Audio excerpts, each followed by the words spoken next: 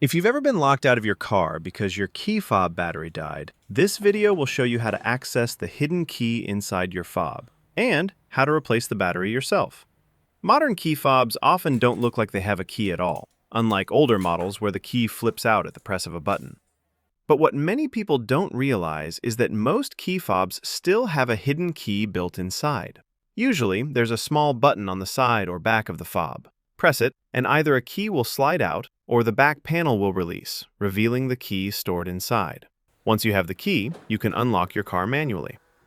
Even with a dead key fob battery, your car can still detect the immobilizer chip inside the fob, allowing you to start the engine. Now, here's how to replace the battery yourself. After removing the key, take a close look at the slot it came from. You'll notice a small gap about the width of the key. This is your leverage point.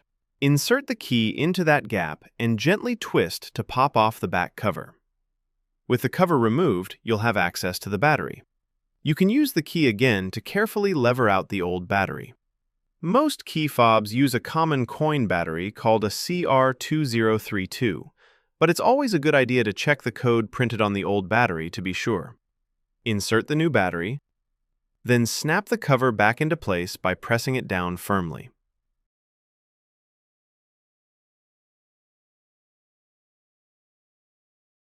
Finally, slide the key back into its hidden slot.